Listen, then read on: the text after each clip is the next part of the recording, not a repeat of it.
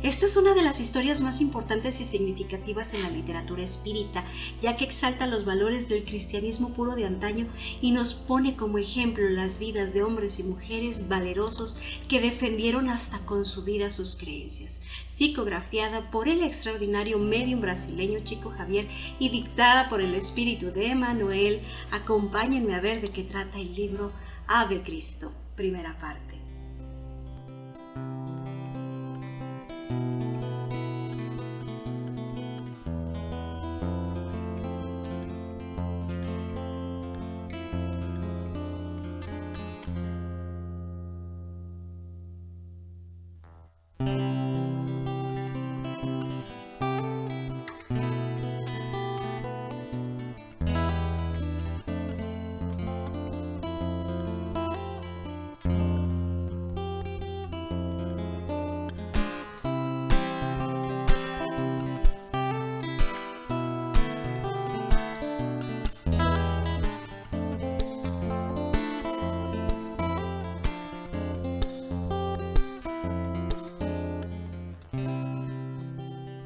Pues sí, una obra más del extraordinario Chico Xavier, que realmente es un gozo para el alma como cada uno de sus libros, es alimento puro para el espíritu.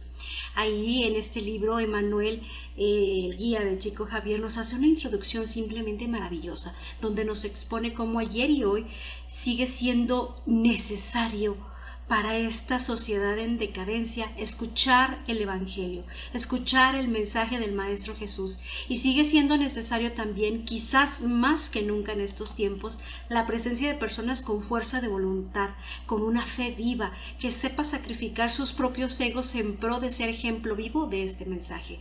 Nos hace hincapié en que el Maestro siempre nos está llamando, nos llamaba en aquellos tiempos, nos sigue llamando ahora, y por eso mismo se están desgarrando los límites entre las dimensiones de los que nos llamamos vivos aquí y los que están más vivos que nosotros aún en el más allá, que se están desgarrando estos límites, que se están dando las comunicaciones tan fuertes entre ambos mundos para poder trabajar en conjunto y lograr construir el tan anhelado reino de los cielos. Emmanuel, en esta historia que está situada en el año 200 después de Cristo, nos cuenta historias maravillosas.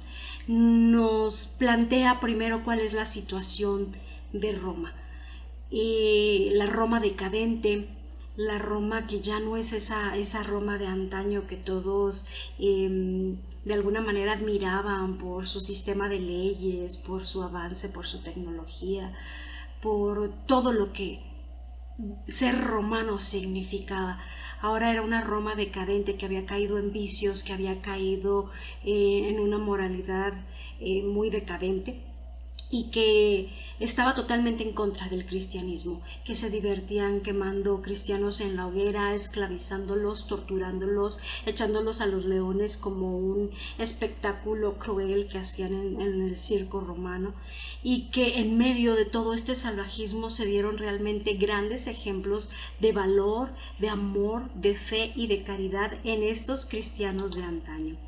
Uno de esos ejemplos es la historia de nuestro personaje principal de este libro, que es Quinto Varro, un romano convertido al cristianismo que, estando ya desencarnado en el mundo espiritual, le pide permiso a las autoridades espirituales para regresar a la vida, para reencarnar y ayudar a su hijo Tasiano, que también está desencarnado pero que está perdido en las tinieblas del umbral.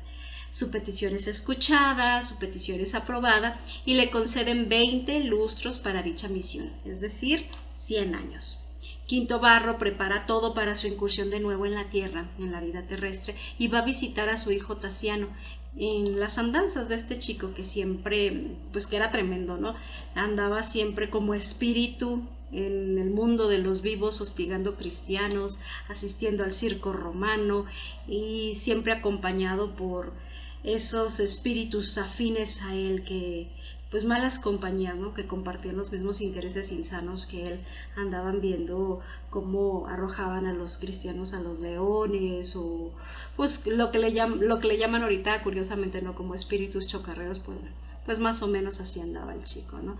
Y por andar con estas compañías y en esas actividades no tenía la oportunidad de elevar sus pensamientos a lo divino, de pedir ayuda, de esclarecer su mente ante la nueva realidad que estaba viviendo ya como espíritu desencarnado. Solo deambulaba entre ambos mundos, el del más allá y venía acá a la tierra, y sin ningún propósito, sin ningún beneficio, sin ninguna reflexión para él. Así que su padre de antaño, Quinto Barro, llega a visitarlo, y aunque pues Tassiano no lo puede ver, dirán, ¿cómo no lo puede ver si son dos espíritus desencarnados? Pues bien, aunque sean dos espíritus desencarnados, están en vibraciones diferentes, y el más atrasado no puede percibir al más adelantado. El chico estaba ahí gozando del espectáculo del circo, viendo cómo los leones devoraban a los cristianos, y no se daba cuenta, no sentía de inicio la presencia del padre.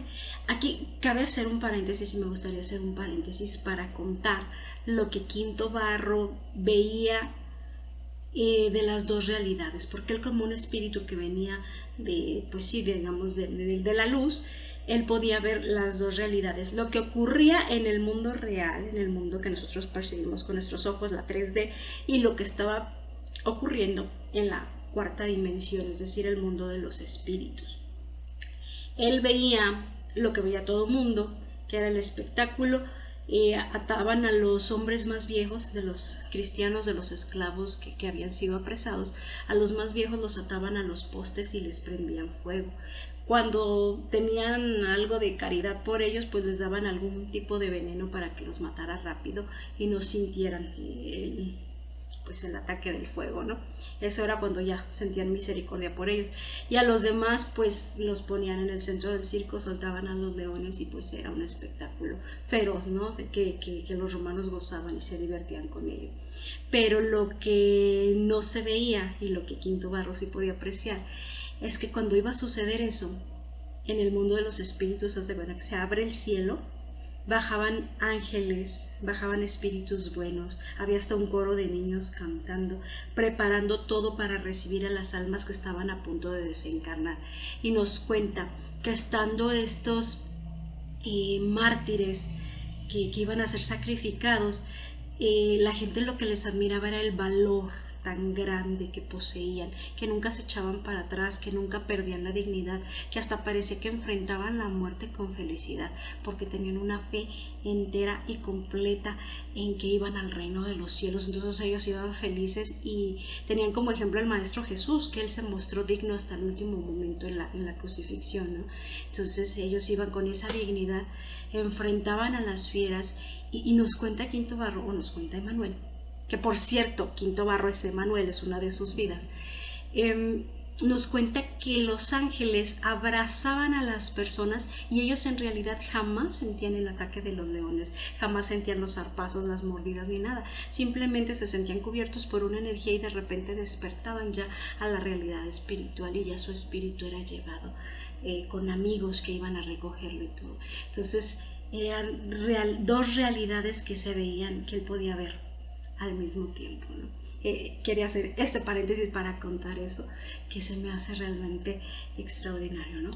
Pero bueno, siguiendo con la historia, pues mientras Tassiano, el hijo de Quinto Barro, estaba viendo ese espectáculo, pues Quinto Barro se acercó a él, se acercó, le susurró algo, le puso pensamientos en la mente, y buenos pensamientos, y el chico empezó a sentir como esa picazón en la conciencia, como que ya no le agradaba tanto lo que estaba haciendo, y se alejó de sus amigos, se alejó del espectáculo a un lugar donde pudiera estar solo, buscó la soledad y se puso a reflexionar si en realidad, cuál era su realidad, qué era lo que estaba viviendo, y si en realidad solo eso existía, si no había más allá, si pues decía, ya estoy muerto, ya no aspiro a nada más. ¿Dónde están esos dioses romanos de los que tanto me hablaron, a los que tanto les recé, en los que tanto había creído cuando estaba en vida, y ahora no está. ¿Dónde está Marte? ¿Dónde está Júpiter? ¿Dónde están todos estos dioses? Y decía, ¿no sería mejor volver a nacer? ¿No sería mejor tener otra oportunidad de vivir? No sé, comenzó a tener todo este tipo de reflexiones, influenciado por el espíritu de su padre, ¿no? Y cuando en ese momento de profundas reflexiones, pues Quinto Varro decidió hacerse presente. Entonces permitió que su hijo lo viera. Habló con él como un fantasma apareciéndose otro fantasma. Qué curioso, ¿no? Pero pues así funcionan las dimensiones. Un fantasma hablando con otro fantasma. Y le dice, deja que las lágrimas laven tu alma. Los dioses en los que creías están muertos, son ídolos de piedra. El verdadero maestro de la luz es Cristo. Los cristianos que ahora no comprendes son el cimiento de la gloria futura. Y bueno, le informa que se prepare porque van a renacer, que van a ir otra vez al mundo de la carne, de nuevo como padre e hijo, y espera que un día, por convicción propia, él pueda decir, Ave Cristo. Los que van a vivir por siempre te saludan. Ave Cristo. Ave. Recordamos la forma romana de saludar al César, a las autoridades, recuerda, ¿no? Que era Ave César. Bueno, pues a eso se refiere. En sus costumbres romanas para los convertidos cristianos de esa época, el Ave Cristo tenía una connotación tremenda. Significaba dejar atrás la idolatría, la forma de vida romana y la aceptación del Maestro Jesús como ejemplo y guía. De ahí el título de esta obra, Ave Cristo, y que sea tan significativa. Es como darle la bienvenida a nuestro Salvador, a quien vamos a seguir como nuestro ejemplo, Ave Cristo.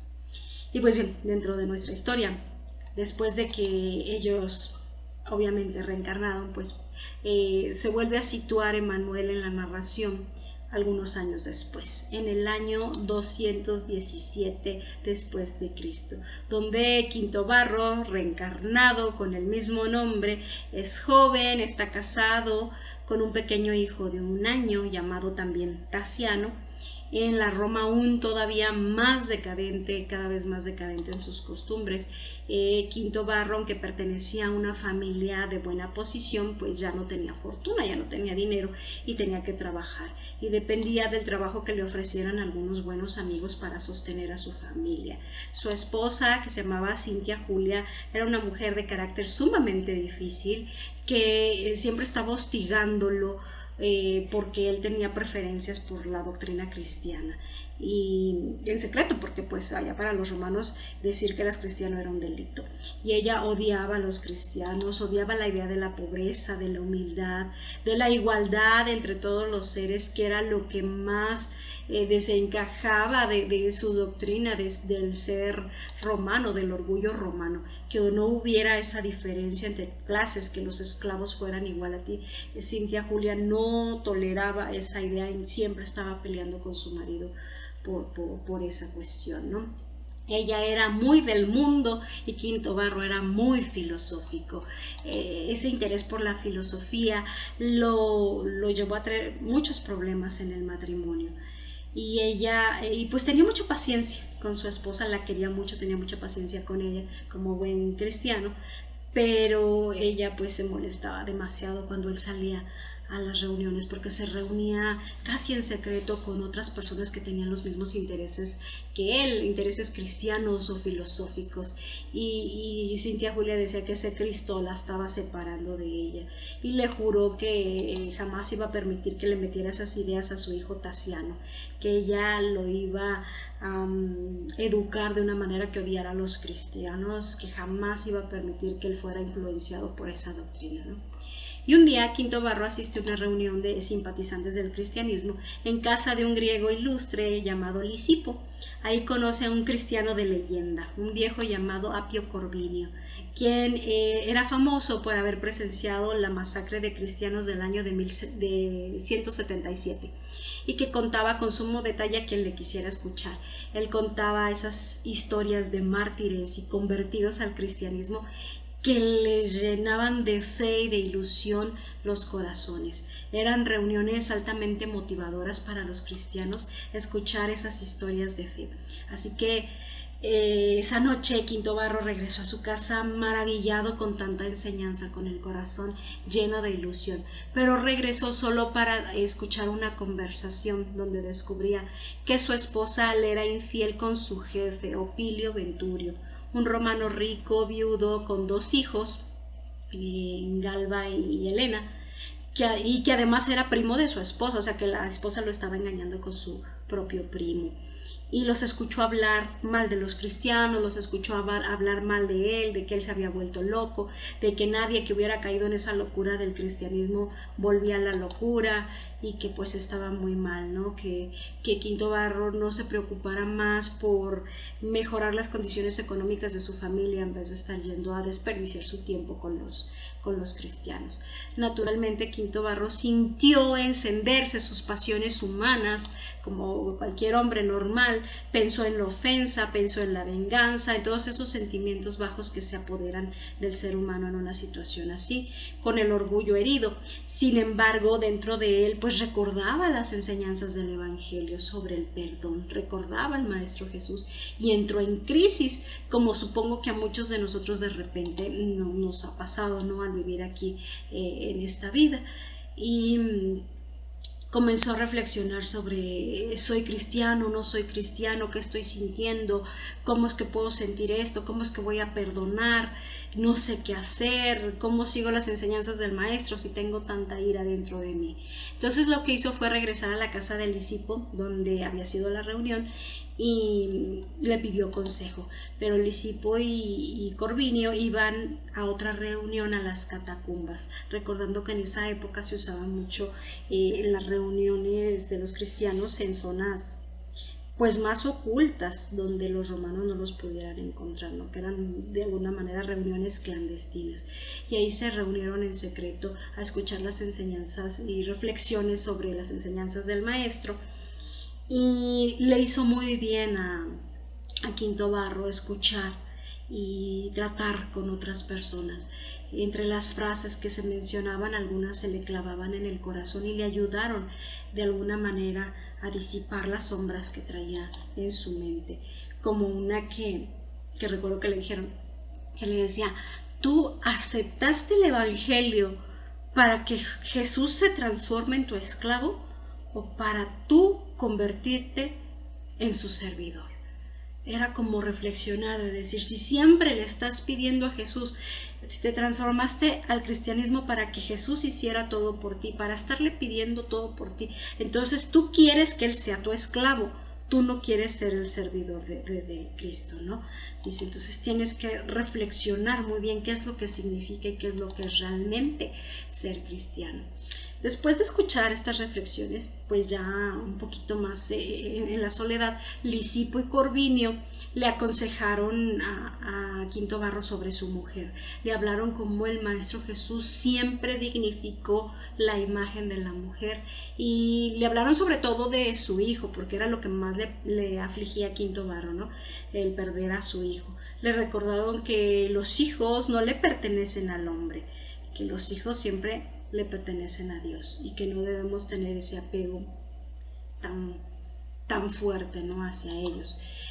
Pues Quinto Barro reflexionó bastante sobre el asunto y decide renunciar a su trabajo para alejarse del querido de su mujer, de Opilio Venturio, y va en busca de alguien más que lo pueda emplear para seguir manteniendo a su familia. De repente, así casi mágicamente, recibe una oferta de trabajo de Flavio Súbiro. Flavio Súbiro es un soldado ya mayor, viejo, cojo, nos dicen de malas mañas, por ahí nos describen en el texto, y le ofrece un trabajo en nombre de su jefe llamado Galo. y el trabajo consiste en llevar un mensaje al procónsul de Cartago. Iba a ser un viaje en barco y la importancia de ese mensaje era que ahí se decidía el destino de 500 cristianos de aquella ciudad que estaban buscando. Era un listado de se busca, ¿no? Así que Quinto Varro aceptó el trabajo y pensó que incluso podía jugar en contra de los intereses romanos y quizás avisar a los cristianos que estaban siendo buscados, los que estuvieran en la lista, ¿no? Así que pues sí, decide hacer ese viaje y para ello lo acompaña su nuevo amigo Apio Corvinio, ¿se acuerdan? Este viejo ilustre que andaba de visita en esa ciudad juntando fondos para la iglesia de San Juan en la ciudad de León, en las Galias, en lo que ahora es Francia. Él allá tenía su misión, allá trabajaba, pero como digamos misionero errante, pues andaba visitando ciudades, juntando recursos y dijo, bueno, pues te acompaño a Cartago, sirve que visito aquella ciudad, visito a los cristianos de allá y veo cómo están las cosas, ¿no?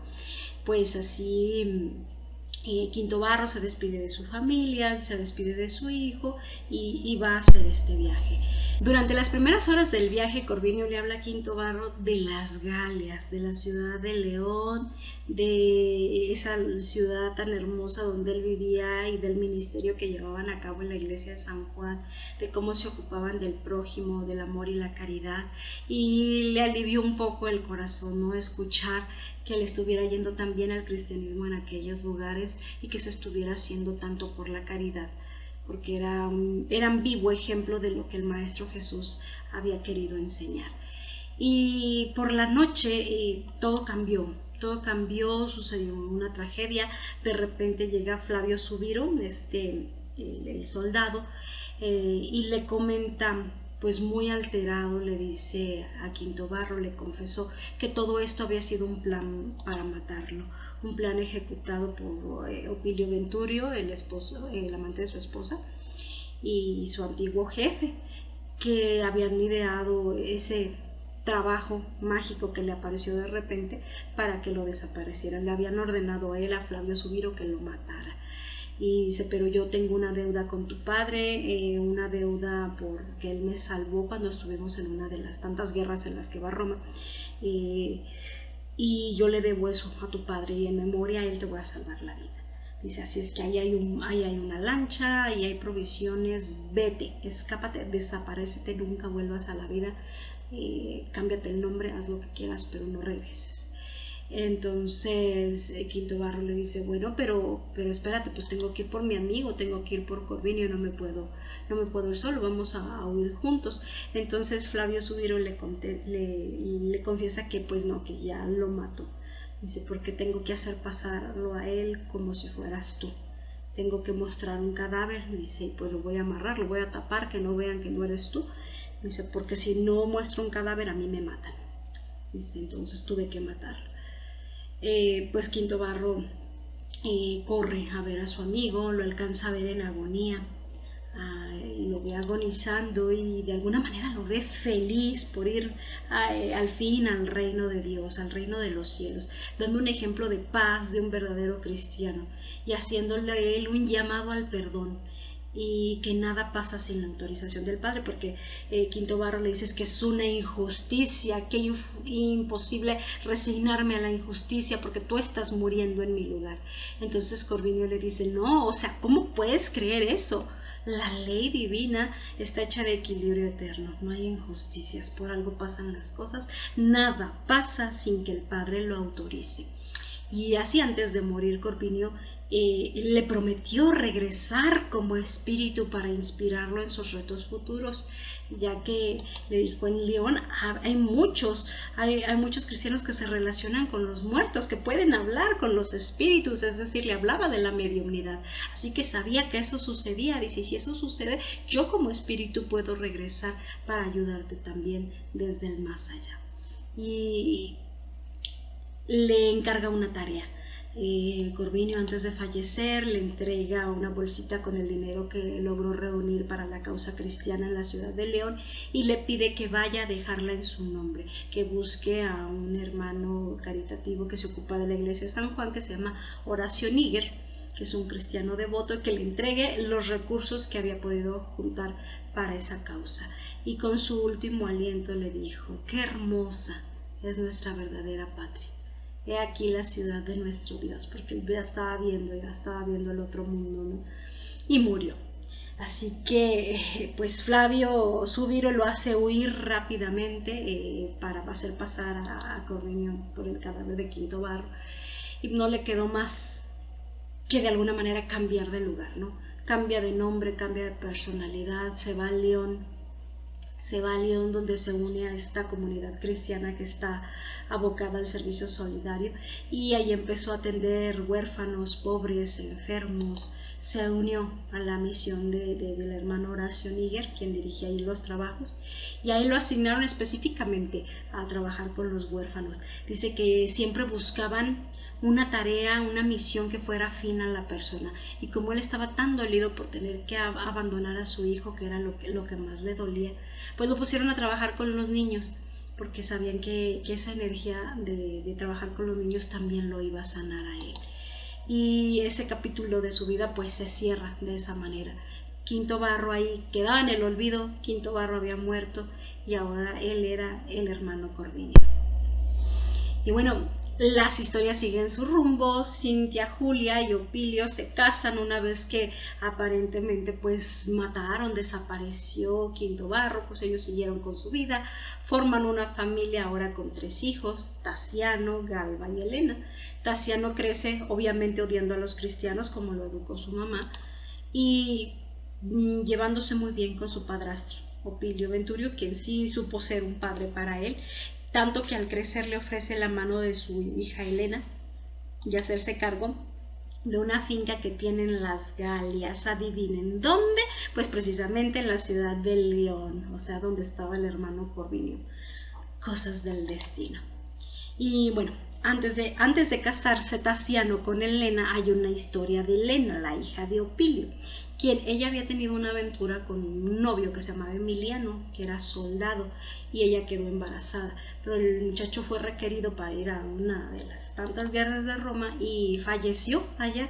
Entonces la chica se vio sola, se vio embarazada y no sabía qué hacer. Entonces de repente pidió irse de vacaciones a una de las fincas de la familia, y ella quiso abortar, pero se le aparece el fantasma de este chico Emiliano y le dice que no lo haga, que porque Emilio se llama el chico, Emilio, que no lo haga porque pues va a ser horrible, que hay un mundo después de esto, que el espíritu, le habla de tantas verdades que asusta a la chica, y bueno, decide tener a su bebé.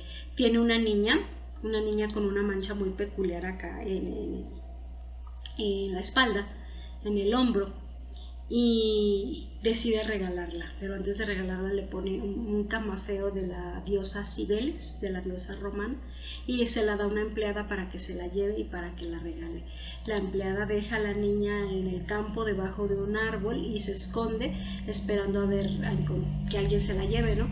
Y ya pasa un hombre, dice que pasa un campesino, que se encuentra a la niña, que se pone muy feliz porque al parecer había perdido él una hija o algo así, y siente que el cielo le regresó a la hija que él perdió. Entonces se lleva a la niña y todo ahí termina esa historia, ¿no? Elena ahora es libre de casarse con Tasiano. Y nos cuentan ya, pues da un salto la historia al año 233 y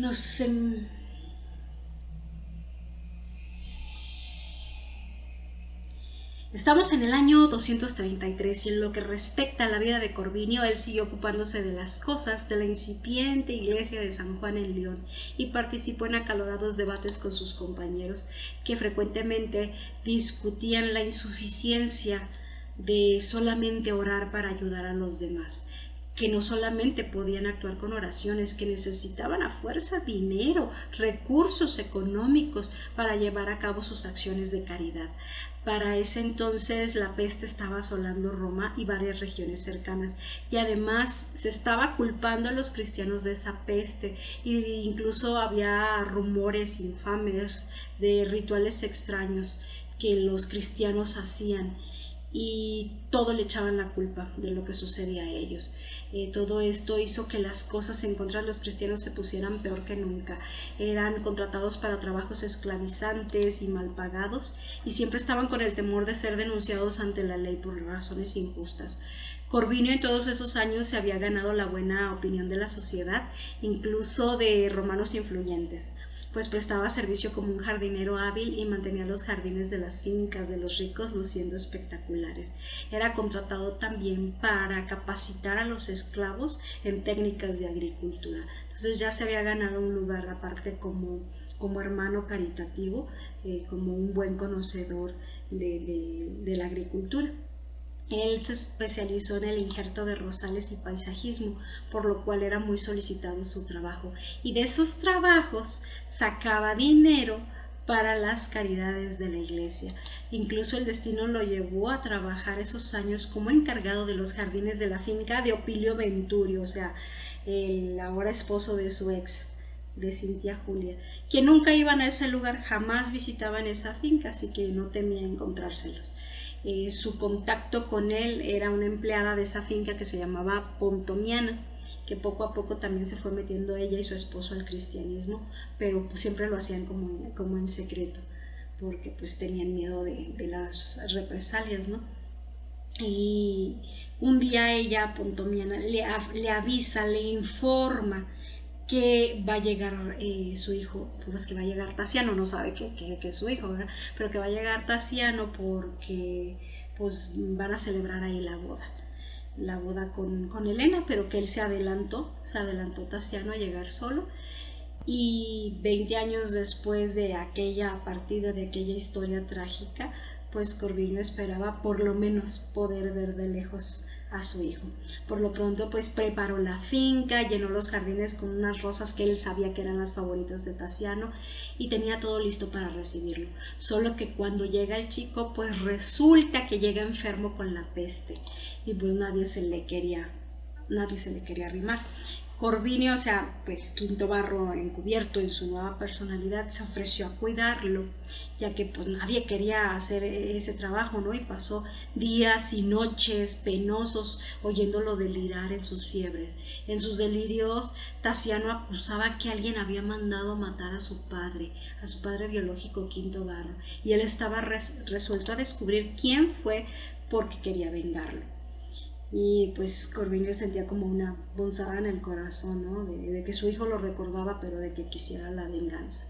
Pero pues él se entregó a cuidar al hijo enfermo, y después de muchos días y después de muchas batallas, él lo sacó adelante. Cuando Tasiano se recuperó, él le agradeció el gesto a Corvinio, y que ahora lo consideraba amigo, y ellos pasaban horas charlando de filosofía y de muchos intereses que tenían en común. Eran padre e hijo, pero pues por lo menos Tasiano no lo sabía, y se hicieron amigos.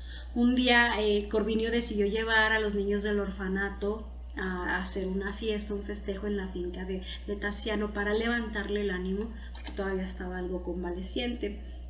Tasiano los recibió con mucho gusto, les hizo un festín con mucha comida, con juegos para los niños, con música. Más de repente uno de los niños, llamado Silvano, recitó un poema, una alabanza a Jesús, y todo se vino abajo. Tasiano, que era enemigo jurado de los cristianos y un romano muy orgulloso, se llenó de ira por lo que consideró una ofensa, un engaño, porque Corvinio jamás le dijo que fuera cristiano. Entonces mandó soltar perros feroces, perros que estaban entrenados para matar, y uno de ellos tomó al niño al que estaba diciendo el poema y lo mató. El niño murió en los brazos de Corvinio, ¿no? Y moría con esa sonrisa y con esa paz de estar viendo el mundo espiritual, con ese misticismo que tenían estos mártires de antaño, que era una fuerza espiritual bárbara, que la gente decía es que están locos, porque hasta parece que se sienten felices de morir. Era una cosa extraña, pero pues el niño también lograba ver el mundo espiritual y lo que le esperaba en el más allá, ¿no? Esa hazaña fue felicitada por todos los romanos indolentes de la ciudad, y Tasiano se posicionó como fuerte defensor de sus costumbres. Poco les importaba que se hubiera perdido la vida de un niño inocente. Obviamente, pues sí, se rompió la amistad con Corvinio y ahora de parte de Tasiano solo había odio. Corvinio pues siguió su trabajo en la iglesia y se corría el rumor, por un lado, de que él podía curar tan solo con el toque de sus manos, y por otro, los malintencionados decían que hacía uso de sangre de niños para sus rituales. El chisme era tan malo entonces como malo es ahora. Distorsionan las cosas de una manera que ni al caso, ¿verdad? Y así llegamos al año 235, donde las cosas iban de mal en peor. La peste incrementaba, las pérdidas de la cosecha, el hambre, y todo era atribuido a los cristianos. Se quemaron iglesias, se quemaron sacerdotes, se mataban seguidores de la doctrina, y como podían, algunos resistían, se escondían, seguían con su fe en las catacumbas, o simplemente debajo de los árboles, bajo la noche estrellada, donde podían, ellos se congregaban a escuchar la palabra del maestro. Había romanos influyentes que tenían aprecio por Corvinio, que lo ayudaron hasta donde les fue posible, pero no pudieron resistir mucho. Los otros romanos indolentes de la ciudad decidieron hacer una especie de purga y sacrificar incluso a cualquier esclavo que tuviese algo que ver con el cristianismo. Así tomaban a sus empleados, a sus esclavos, y les hacían jurar lealtad a los dioses romanos. Fue entonces cuando Opilio Venturio y su familia, que habían llegado a León para la boda de Tasiano y Helena, pues se quedaron allá a vivir un tiempo y se unieron a toda esta masacre de cristianos, ¿no? No Cintia Julia, que Cintia Julia había venido como aceptando la idea del cristianismo, como modificando su conducta, pero pues la tachaban de loca y la tenían como encerrada, relegada en su casa para que no los pusiera en vergüenza con sus ideas extrañas delante de otros, ¿no? Para entonces, pues Tasiano ya tenía una pequeña hija de 1 año con Helena, ya tenía su familia más o menos consolidada. Y en medio de toda esta oleada de violencia se da el caso de Rufo. Rufo era un esclavo de Opilio, que fue una inspiración para muchos que permanecían en la defensa de la fe. Él era esclavo y él se negó a jurar lealtad a los dioses romanos y fue amenazado por sus jefes y las autoridades, que de no hacerlo, de no jurar, venderían a su esposa y a su hijo a un extranjero, a un traficante de esclavos, y que jamás las iba a volver a ver. Y aquí me permito leerles lo que ocurrió cuando lo llevaron a su último juicio, a esa última oportunidad que le daban a Rufo para jurar lealtad a los dioses romanos en la plaza de la ciudad. El esclavo, que parecía envuelto en vigorosas fuerzas espirituales, lo miró con tristeza y esclareció: Señor, los que van a morir se colocan al frente de la verdad. Me duele en el corazón reconocer a la esposa y a las niñas humilladas por el incierto destino que las espera en la tierra. Entre tanto, las entrego en esta hora al juez del cielo. Hoy podéis sentenciar. La casa, la tierra, la arboleda y el oro permanecen en vuestras manos. Mañana, sin embargo, seréis llamados a prestar cuentas en los tribunales divinos. ¿Dónde están aquellos que en otro tiempo persiguieron y condenaron? Se arrojaron todos al mismo pozo en que se confunden los siervos y los señores. Las literas del orgullo y de la vanidad se consumen en el tiempo. No temo la muerte, que para vosotros es enigma y misterio, y para mí es la liberación y vida. La gran asamblea escuchaba con insospechable sopor de asombro. Opilio, maniatado tal vez por los hilos intangibles, yacía inmóvil, como el bastón labrado en que se apoyaba, como nota marcante de su autoridad doméstica. Comentaréis la lamentable situación de mi compañera y de mis hijas, continuó Rufo después de un corto intervalo, en vista de vuestra resolución, exiliándolos a otras tierras. Mientras tanto, con el respeto que vuestra familia siempre nos mereció, os pregunto por vuestros antepasados. ¿Dónde vivirían hoy vuestros padres? Los títulos del patriciado no exoneran vuestros abolengos de los deberes para con el sepulcro. Estáis tan separados de ellos como yo estaré delante de los míos. Y mientras vuestra nostalgia vaga como una sombra inútil presagiando sobre vuestros días. El dolor de mi mujer, tanto como mi propio dolor, producirá en nosotros la confortadora certeza de que estamos cooperando en la edificación de un mundo mejor. Somos esclavos, sí, nacidos bajo el yugo pesado del cruel cautiverio. Con todo, nuestro espíritu es libre para adorar a Dios según nuestra comprensión. Antes de nosotros, otros compañeros conocieron el martirio. ¿Cuántos han sido asesinados en los circos, en las cruces, en las hogueras y en los tribunales? ¿Cuántos han llegado al túmulo cargando espinosos fardos de aflicción? Entre tanto, nuestros corazones heridos como el leño arrojado al fuego alimentan la llama del idealismo santificante que iluminará a la humanidad. Nuestros hijos jamás estarán huérfanos. Tutelados de Cristo en el mundo, constituyen la herencia bendecida de nuestra fe, destinada al gran futuro. La felicidad celeste habita con nosotros en las cárceles de la tierra. Nuestros padecimientos son semejantes a las sombras aflictivas de la madrugada que se mezclan en la luz naciente del nuevo día. El prisionero miró a Venturio de frente, con valerosa serenidad, y afirmó sin afectación: vosotros, sin embargo, romanos dominadores, temblad mientras reís. Jesús reina por encima del César. Venciendo la languidez que lo dominaba, Opilio Venturio agitó los brazos y clamó: cállate, ni una palabra más. El látigo. El capataz estalló el látigo en el rostro del esclavo ennoblecido, mientras Venturio en pocas palabras concluía el negocio con el mercader. Dioclesia y las hijas fueron vendidas a un precio ínfimo, mientras el potro bravío era aparejado. La esposa del mártir intentó lanzarse en los brazos de él, pero algunas compañeras la apartaron con las hijas hacia un rincón próximo. Rufo iba a ser atado a la cola del animal que relinchaba, dando coces, cuando Vercelio, el comprador de esclavos, se acercó a él diciéndole al oído: tu familia encontrará un hogar en nuestra casa de Aquitania. Muere en paz, yo también soy cristiano. Muere en paz. Por primera vez en aquel día de terribles recuerdos, una bella sonrisa se estampó en el semblante del mártir. Más tarde, algunas mujeres piadosas de la iglesia recogían los despojos en un matorral próximo. Rufo se emancipó para servir con más seguridad a los designios del Señor. Desde la elevada ventana de sus aposentos de exilio, Cintia Julia miraba la horrenda escena. Viendo al animal desbocarse por el bosque, arrastrando a la víctima indefensa, se desmayó de pavor. Ese es el gran ejemplo de Rufo.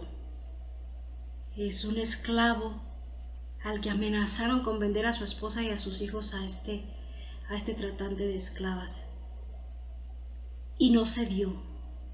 Y dijo: lo siento mucho lo que ellas van a tener que vivir, siento mucho su futuro incierto, siento mucho todo esto, pero yo no voy a renunciar a mi fe, porque lo que aquí hay es transitorio, porque ustedes pueden ordenar sobre los bienes materiales, sobre mi vida, sobre mí que siempre he sido esclavo, pero no pueden ordenarme en qué creer, porque yo soy libre en mi prisión, en mi esclavitud en la tierra yo soy libre de creer en Dios, y esa libertad nadie me la va a quitar y no voy a renunciar a ella. Entonces acepta su destino, ¿no? Que iba a ser amarrado a las patas del caballo para que lo destrozara su cuerpo. Y cuando eso sucede, cuando dictan la sentencia, el traficante de los esclavos se acerca a decirle en el oído: yo también soy cristiano y voy a cuidar de tu familia. Entonces fue como una liberación gigantesca para él, decir: me puedo ir, me puedo morir en paz porque sé que todo va a estar bien. Pero esos ejemplos de valentía de verdad que dejaban a los romanos sin palabras, los dejaban temblando, los dejaban: ¿cómo puede ser que estos seres tengan ese valor? Ese fue el fuerte y valeroso testimonio, con una fe total, con una fe hasta el final, de un esclavo, de un prisionero, de un cristiano verdadero, de esos mártires de antaño, Rufo. Y bueno, Cintia Julia, que venía demostrando esta empatía por la causa cristiana y que era tratada como loca por la familia, le tocó ver todo, ¿no? Le tocó ver lo que pasaba si hablabas, lo que pasaba si confesabas tu fe. y sintiendo este escorzor moral en su conciencia, pues ya no sabía qué hacer, se desmayó al ver cómo las consecuencias de defender su fe, defender la fe de Rufo, ¿no? Todo lo que le pasó. Ella comenzaba a recorrer todas las palabras que en su momento su aparentemente difunto esposo Quinto Barro le decía, y se sentía muy mal con su conciencia. Le habían llevado a visitar muchos doctores porque creían que se estaba volviendo loca, que el origen de sus males era diferente. La veían a veces hablando sola, haciendo reflexiones, pero pues nadie la pudo ayudar. Hasta que un día se escabulló sin que nadie la viera, se salió de su casa y fue a parar al lugar donde el hermano Corvinio trabajaba y prestaba servicio a los enfermos y a los pobres. Y él pues de inmediato la reconoció, ¿no? Aún la amaba, aún sentía ese amor porque él nunca dejó de amarla, era su esposa, era su amada Cintia. Y ella se acerca a él, le dice que ha escuchado de los prodigios que él hace, de que salva a las personas, de que les cura el alma, de que les cura el cuerpo, que ella se siente enferma, que ella se siente loca quizás, que está enferma del alma de seguro. Le confiesa pues que es esposa de Opilio Venturio, que es uno de los perseguidores más acérrimos de cristianos, y apela a su caridad sin reconocerlo, porque pues obvio los años habían pasado, las arrugas, la barba, el estado era diferente, no lo reconoce, no reconoce que es su marido, Quinto Barro. Ella se acusa de ser culpable, de creer en ídolos y que no puede escapar de esa vida, aunque ya desea seguir a Jesús. Y entonces ve que el hermano Corvinio está llorando, y ella le atribuye esas lágrimas pues al gran sentido de amor y caridad que tiene él, ¿no? Pero en ese momento él le habla, la llama por su nombre, le empieza a dar palabras de consuelo, y pues ella reconoce de inmediato la voz, ¿no? Es un shock de emociones gigantesco al reconocer que detrás de ese personaje pues en realidad estaba Quinto Barro, y lo llaman por su nombre, le dice: Barro, estás vivo, ¿no? Se abrazan, se funden en un abrazo lleno de amor, pero de repente a ella le falla el corazón y fallece en sus brazos. Ese pues fue su destino.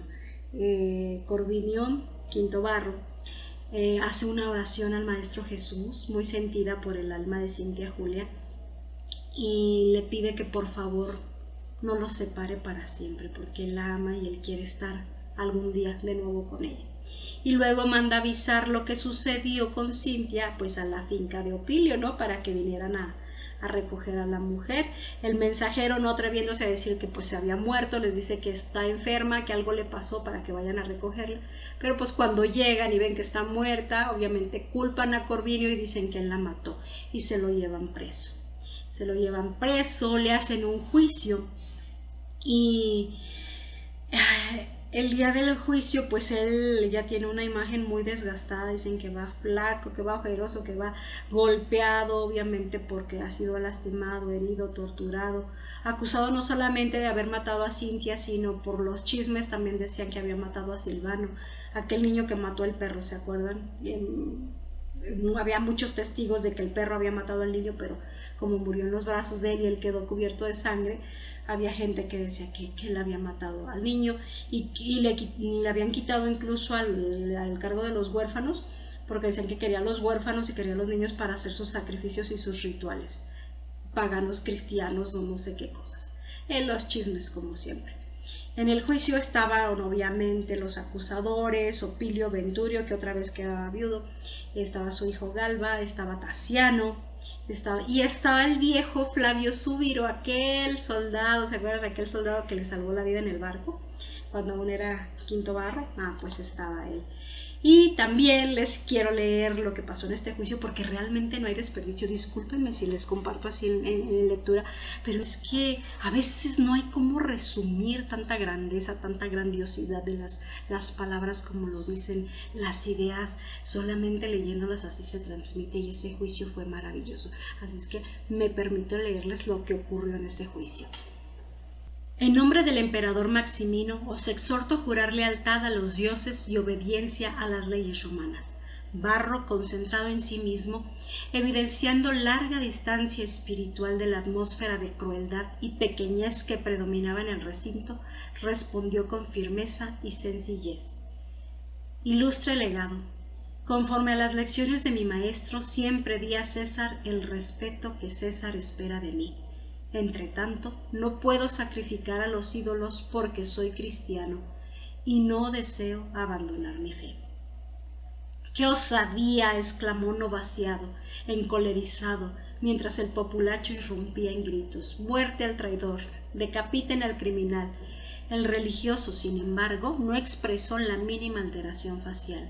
El juez agitó un pequeño martillete de bronce exigiendo silencio y volvió a interpelar. ¿Sois atrevido hasta en el insulto? Os ruego disculpas si mi palabra os incomoda, dijo él. Entre tanto, preguntáis y yo os respondo a mi vez. La actitud serena y digna de Corvinio de nuevo impusiera calma a la gran asamblea. Alcio enjugó el copioso sudor que le corría de la frente arrugada y tornó. ¿Confesáis entonces vuestra unión con la secta maldita de los nazarenos? No veo nada mal en ello, replicó el preso, sin mal humor. Los seguidores del Evangelio son amigos de la fraternidad, del servicio, de la bondad y del perdón. El emisario de César pasó la diestra por la calva grasienta, golpeó un bastón de plata en el estado donde se apoyaba y gritó. Sois apenas una vieja cuadrilla de mentirosos. ¿Qué fraternidad podría enseñarnos un Galileo desconocido que os induce al suplicio hace casi 200 años? ¿Qué servicio prestarías a la colectividad predicando la indisciplina entre los esclavos con engañosas promesas de un reino celestial? ¿Qué bondad ejercéis conduciendo a mujeres y niños al espectáculo sangriento de los circos?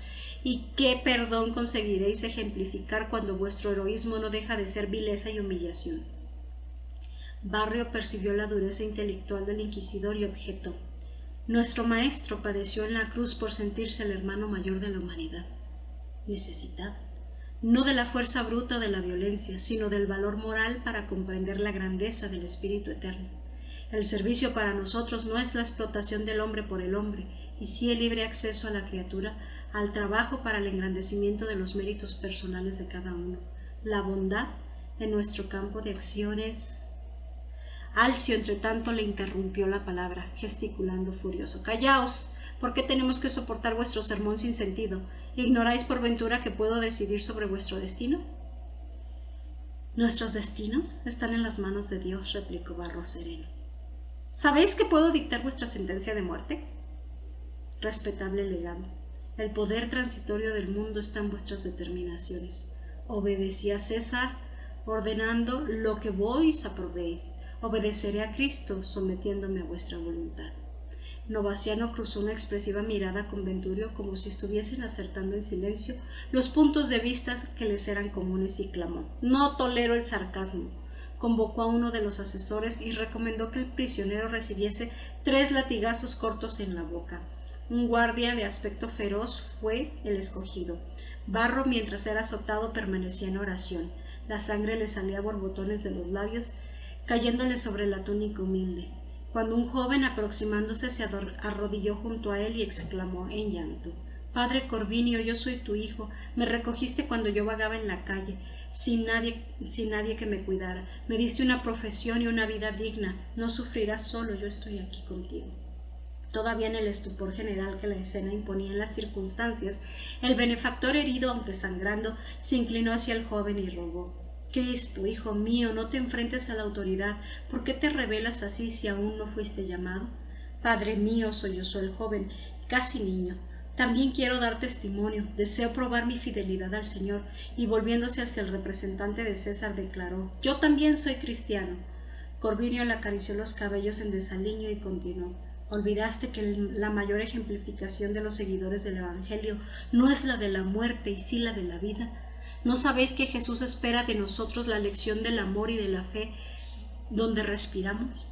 Mi testimonio es en el tribunal o en el anfiteatro, será de los más fáciles, pero podrás honrar a nuestro Maestro de manera más sacrificada y más noble, trabajando por él en beneficio de nuestros hermanos en la humanidad y sufriendo por él día a día. Ven paz, no faltes al respeto al mensajero del emperador».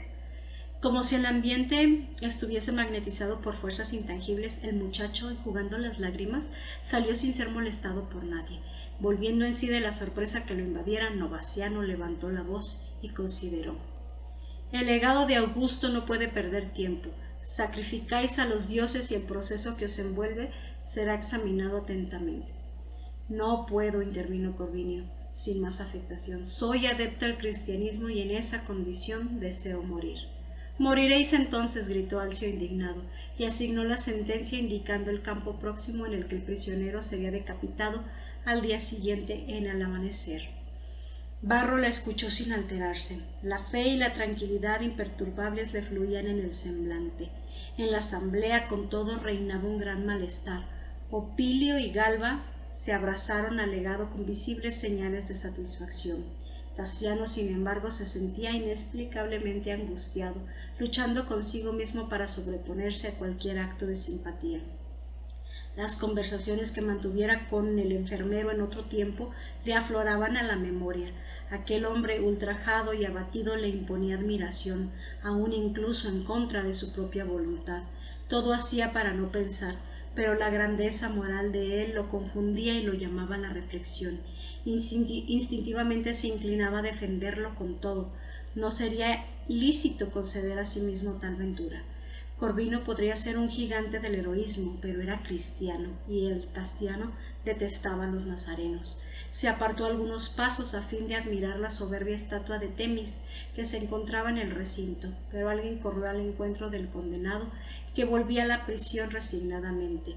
Ese alguien era el viejo Flavio Súbiro, que se acercó al religioso y le dijo en voz baja: «Te reconozco. Ahora no alimento ninguna duda. 20 años no me harían olvidarte». Quinto Varro le lanzó una mirada de dolor sin responder nada. El antiguo combatiente comprendió el silencio como si fuera la confirmación que aguardaba, y conteniendo con dificultad el llanto que le nublaba los ojos, le agarró las manos esposadas por pesados grilletes y acentuó: «Amigo mío, ¿no habrá sido más suave tu muerte en el mar? Cómo me pesa haber cooperado para tu sacrificio. Cómo lastimó tu infortunada suerte, observando el fardo de angustias que cargas hoy en los hombros». El interpelado, sin embargo, sonrió triste y replicó: «Súbiro, la esclavitud a Jesús es la verdadera libertad, tanto cuando la muerte en compañía de nuestro divino Maestro es la resurrección para la vida imperecible. Solo un fardo deberemos temer, el de la conciencia culpable». Viendo con sorpresa las lágrimas de sincera compunción que no llegaron a desbordarse, acrecentó: «Si procuras ahora algún medio de acceso a la verdad, no dejes para mañana tu encuentro con Cristo. Haz alguna cosa para tu salvación y el Señor hará el resto». En ese instante, el jefe de la vigilancia, creyendo que Súbiro estaba insultando al prisionero, se acercó a ambos y vociferó sarcástico: «Noble romano, deja conmigo este chistero. Lo prepararé a bastonazos para el espectáculo de mañana». Y antes que Súbiro estupefacto pudiese moverse, Varro fue arrastrado de nuevo para la cárcel. Con esa solvencia moral, de paz, de fe, de calma, enfrentó ese juicio. Jamás dio un paso atrás, jamás dudó de su fe para salvarse. Y lo condenaron a muerte. Y ahí Flavio Súbiro lo identificó, supo quién era. Y Tasiano, su hijo, sentía algo en el corazón, sentía algo, le avisaba el alma, algo le avisaba la conciencia, pero la mente no le dejaba acercarse a él. Admiraba su valor, admiraba su heroísmo, pero no podía rendirse ante eso que sentí. Y era mejor voltear hacia otro lado, ¿no? De ahí Flavio Súbiro siguió el consejo de Corvinio, se fue por todo su dinero, fue a su casa, recogió todo el dinero que tenía ahorrado, lo donó a la iglesia, juró cambiar de vida y seguir al Maestro Jesús. Al día siguiente, marcado para la ejecución de Corvinio, Tasiano se sintió indispuesto y no quiso asistir, porque algo ya en ese hombre le perturbaba y prefería mantenerse alejado, no quería ya ver nada, ya no quería involucrarse. y mucha gente se dio cita en el lugar para el espectáculo. Entre ellos estaba Flavio Zubiro, que había pasado toda la noche meditando, toda la noche reflexionando, toda la noche en ese examen de la conciencia que todo hombre hace cuando le llega el momento, ¿no? Cuando brincas ese saltito de la no conciencia a la conciencia, siempre hay esa, le llamamos esa pequeña muerte simbólica del antiguo yo para el renacimiento del nuevo yo. Ese momento de reflexión fue esa noche para Flavio Zubiro, y llegó a donde iban a ejecutar a Corvinio y comenzó a gritar: yo también soy cristiano, yo también soy cristiano, abajo los dioses de piedra, que viva Jesús, agárrenme, préndanme con razón, soy un asesino que se transformó, maté a muchos, mátenme ahora también, infelices romanos, ¿por qué convertiste la honra de los antepasados en un río de sangre? Somos todos criminales sin remisión, por eso quiero una nueva ley, agárrenme, mátenme, ¿no? Gritaba. Y Opilio Venturio, pues su jefe, que lo conocía de años, supuso que se había vuelto loco de repente, no le hizo caso y mejor quiso apresurar la ejecución. Sin embargo, pues al intentar matar a Corvinio, pues algo pasó. El verdugo quería pues cortarle la cabeza con la espada. Lo intentó 3 veces, pero la espada parecía chocar con una energía extraña y en vez de darle la cabeza se resbalaba y le daba en el hombro o le daba acá. Y 3 intentos y pues no logró degollarlo. Según la ley decía que después de estos 3 intentos, si la cabeza no salía, debían dejar en paz al prisionero, dejarlo morir con sus heridas. Y así lo hicieron, lo devolvieron a la cárcel una vez más y lo dejaron ahí a que muriera de sus heridas. En este momento lo aprovechó Flavio Zubiro para ir en busca de Tasiano y confesarle la verdad. Le dijo que Quinto Varro había sido el actor intelectual de aquel ataque a su padre en el barco, le confesó todo el plan que hicieron, le confesó que su padre era Corvinio, que se había hecho pasar por él, o sea, toda la verdad, ¿no?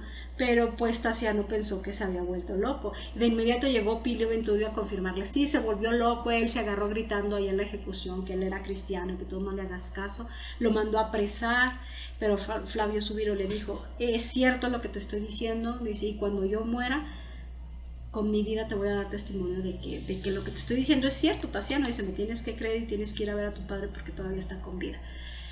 Y lo apresaron, se lo llevan a la cárcel y apenas entrando a la celda, él se suicidó.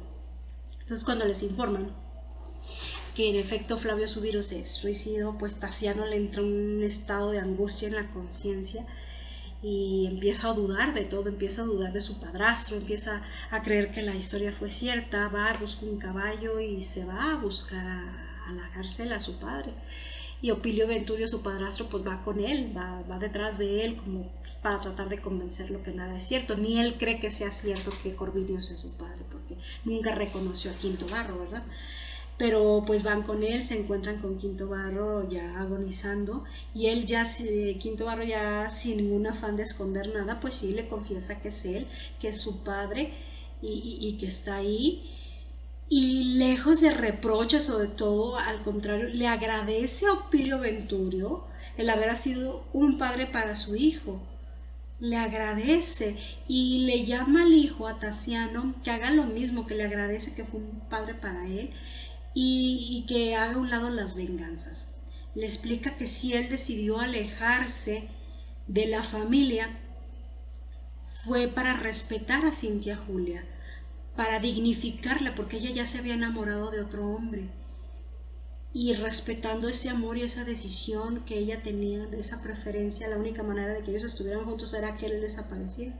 Dice, yo desaparecí porque tu madre se enamoró de él, para dejarla vivir, para dejarla ser feliz, ¿no? Y también Quinto Varro le habló a su hijo Tasiano sobre el amor de Jesús, sobre la otra vida, sobre el cambio de vida. Pero Tasiano pues se rehúsa a aceptar el cristianismo, le dice, pues sí, soy tu hijo y todo, pero yo no puedo yo con el cristianismo, no puedo, lo siento, dice, yo no, me es imposible. Entonces Quinto Varro antes de morir le dice, yo voy a regresar en otro cuerpo para ayudarte más adelante.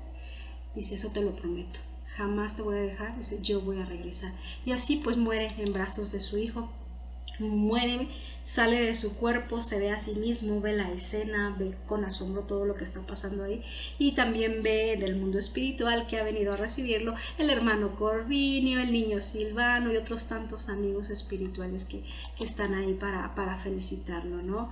Para cantarle, para felicitarlo por su misión, por su valor, por todo lo que vivió en sus últimos momentos, por la grandeza de su fe. Y pasa al mundo espiritual, habla con su guía y le dice que pues todavía tiene algunos años, ¿no? Recuerdan que a él le dieron 100 años. Le dieron 100 años para lograr esa misión de acercar al hijo al cristianismo, de salvar el alma de su hijo. Y dice él, pues yo quiero regresar a la tierra, quiero regresar a la carne, quiero regresar para ayudarlo. Y antes de regresar definitivamente al mundo espiritual, pues también se despidió de su hijo, lo abraza. Pues el Tasiano no lo siente, obviamente siente, pero no lo ve. Siente en el corazón así como que, ay, como que me visitó mi padre, como que el recuerdo de él, pero pues no lo ve. Y pues Quinto Barro comienza a preparar esa vida. Así que esta es la primera parte de Ave Cristo. ¿Qué les puedo decir? Una historia de amor, de fidelidad, de compasión, de caridad, de fuerza, de fe, de tantas y tantas cosas y tantas enseñanzas que le llenan a uno el corazón. De verdad se las recomiendo que la lean, es una obra imperdible, la tienen que leer porque los testimonios de Corvinio, sobre todo del viejo Apio Corvinio, son todo un tratado, sus palabras, sus frases son imperdibles, de verdad se los recomiendo porque lo que yo aquí les puedo contar, pues como siempre les digo, verdad, se queda corto, es que literal sí se queda corto. Lo que esta obra te hace reflexionar, te mueve al interior, es maravilloso. Y todavía nos queda la otra mitad por platicar. Así es que eso fue todo por el día de hoy, eso fue la primera parte. Espero que les haya gustado, espero que los haya dejado bien picados, así como diciendo, ay, quiero más, ¿qué va a pasar? ¿Qué va a pasar? Yo tengo curiosidad, ¿qué va a pasar con la niña de Elena? Porque aquí no hay pierde, o sea, todo tiene un porqué, pero ¿qué va a pasar con la niña que regaló Elena? ¿Qué va a pasar cuando renazca Quinto Barro? Que supongo que van a ser como hijo de su hijo Tasiano, o sea, no lo sé, ¿qué va a pasar con todo esto? Con los personajes, cómo se va a desencadenar todo esto, cómo va a lograr, estoy segura que va a lograr salvar el alma de su hijo en ese plazo de 100 años que le dieron. ¿Qué es lo que va a pasar? Pues no lo sé porque todavía no leo la segunda parte, pero estamos trabajando en ello. Espero que les haya gustado. Muchas gracias por acompañarme, como siempre les digo, y nos vemos hasta la próxima.